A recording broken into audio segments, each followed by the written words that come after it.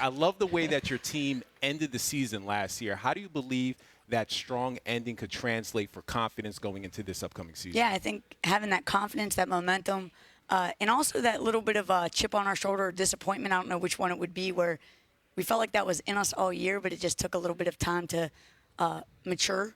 So I think this year they're bringing in that confidence. They're definitely playing with a little chip on their shoulder, like they want more this year. They want more wins. They want more from themselves.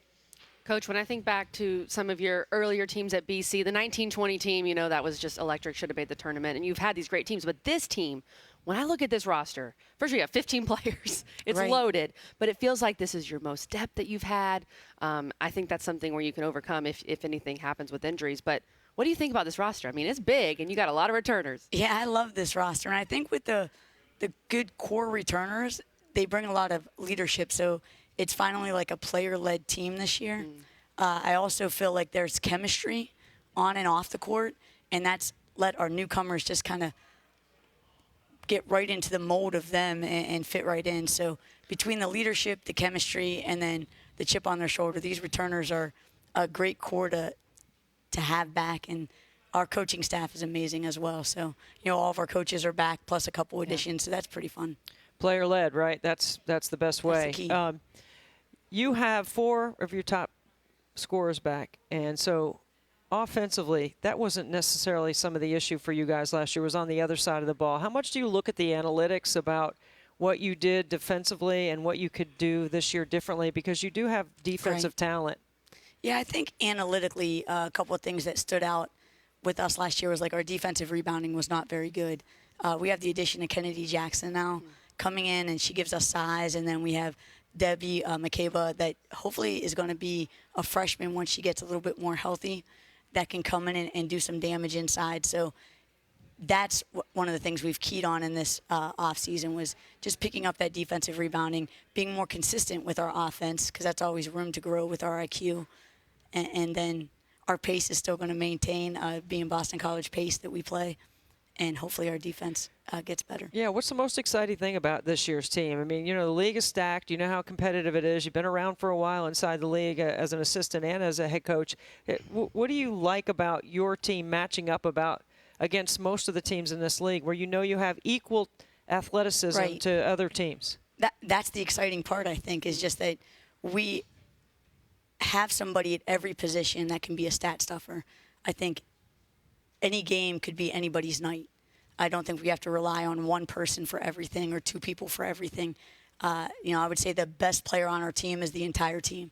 Like, we just have a good core group and some good additions that are just going to make us a deeper team, a wiser team, and a team that I think can believe in themselves. Coach, you said a player-led team. Tiana Todd named the captain this year. Yes. How is she growing the leadership department? The big thing with Tiana, we call her Toddy, the big thing that Toddy wanted to like add to her game, I think, was that leadership aspect, to be a little bit more vocal on the court, to be more present on the court. And she's taken that. She's a 3-level scorer, and she's the kid that wants the ball at the end of a game. She's one of the players that leads us in sprints. Like, she's always led by example, but now this gives her a little bit more of a voice as a leader. Coach, one of your assistants, Coach Matthews, he loves to keep me abreast of what's going on at BC. He sends me some stuff, and he sent me a drill that Tiana was doing. A green light drill is what it was called. And I mean, she was making just shot after shot. And he says that just the work that these players have been putting in is electric in that new facility, which we can talk about.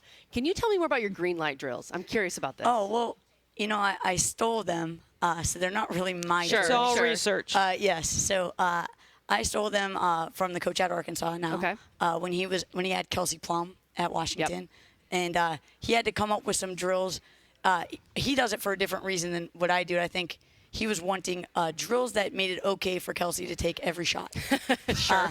So she would earn the green light, and that allowed her, and she's a phenomenal player. I do it more to give our players confidence. Like, hey, if you get a green light, not only will I never say anything about any shot you take, but to get one, you're proving that, and you're working on becoming a great shooter. So it's mental, and it's just shoot till your arm falls off, right? Amen. It's just shot memory. So what do you have to do? I think you have to make a certain percentage in certain drills. There's about 10 drills that we really like. There's probably 20 overall, but the 10 that we like, some of them have a game speed, game accuracy, and game spot component. And some of them just have, if their legs are a little tired, it can just be the accuracy component. But there's always like a high number of shots you have to make in either a certain amount of time or without so many misses, depending on if it's going to be more of a conditioning shooting drill or a spot shooting drill. But they're really tough, but they're fun. And sometimes when you're a player, you get in the gym, how taxing it is to like keep track of your makes and misses. Even when you're on the gun, it's just not that fun. But this gives you like kind of that extra self-competition to get in there and just enjoy what you're doing. I mean this with all respect. Every coach in this league knows that you can coach it up. You got great feel. You have great preparation. Your teams are ready. What's going to be the difference this year? Because I think you've got a little bit of a scary intimidation factor because of your athleticism. But what's going to get you over the hump so that, when you're playing in these close games against the top teams in the league, that you're actually, because you've been in a lot of games, right. You can't get past that. Like, what is that thing that's going to get you past it? I don't think it's one thing. I think it's a combination of, one, we got to maintain that, we call it that dog inside of us, right? That no matter what, they believe in each other and they believe we can win, right? And then I think, to your point, I know we have the athleticism. Now it's just increasing our IQ and our pass up a good shot for a great shot mentality, and understanding that pace of play now can calm down into patience and poise in the half court. We have returners that understand that. We got to get everybody to really get on that page, and then I think we're going to be but self-belief, especially in close games, to feel like, hey, we're Boston College and we deserve this win. We've worked for this. We're going to get it. That's what I want. Joanna, I watch your team, and I think there's decision-making that sometimes happens. You're trying to play fast, making a decision. Trying to slow it down, making a decision. How do you make sure that your kids are making the right decision? Like you said, pass up good to great, make sure you get in the paint with 2 feet, like all the things that you want them to do to get teams in rotation. If I could make sure that I could do that, geez, I would be probably the best coach in the country. So I just think it's practicing at game speed. We have a great group of scout guys. And again, I have an amazing coaching staff. You mentioned Coach Chris, but we got Coach Sean, Coach Shelby, Coach Denisha.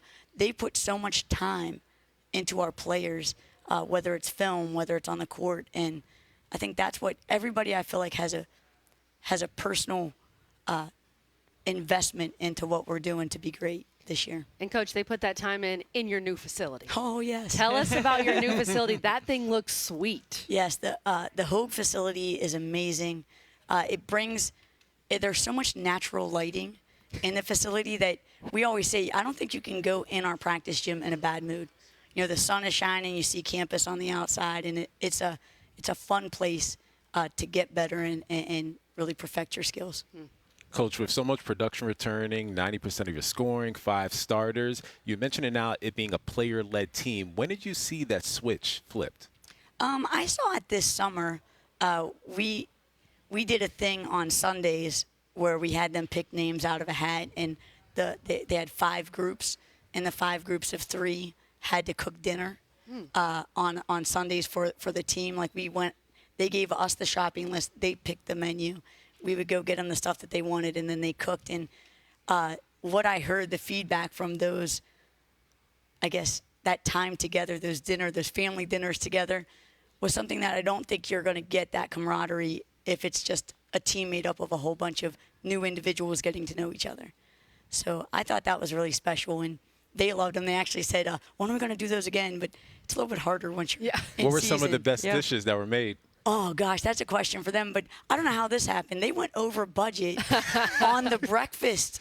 They did dinner Bacon's for breakfast. expensive. Eggs are expensive now, too. But I think probably their best, they did like a version of a Low Country broil where they added crab legs and shrimp. And Oh, well, there you go. Yeah, Oh, that makes sense. Seafood is always expensive. for sure. That's But that a one I great don't think idea. went over budget. I don't know how the breakfast went. The math ain't mathing. Yeah, it did, exactly. Exactly. Coach, we've talked about a lot of your returners. Dontavia Wagner is a player with her motor, her athleticism. I know she's been in your program now for a while. Tell us what you've Right. seen from Tay. I see a player that I think she has even more investment and a little bit more heart into this because she knows this is her last year.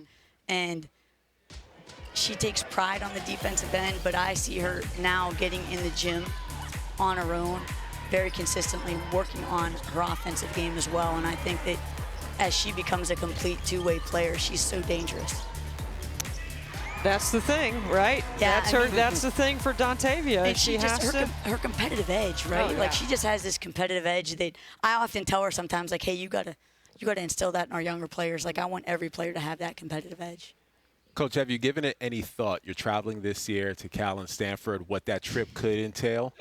No, but I'll tell you, our players are really excited. Sure. We have a couple kids that have never been to California, so I think we take it as a moment where, it's crazy in life, all the places basketball take you. Now basketball's taking us to California, so we're excited to get out there. Well, thanks so much for making the time. Best of luck this season. Hey, Thanks, thank Coach you Mack. guys. Appreciate you.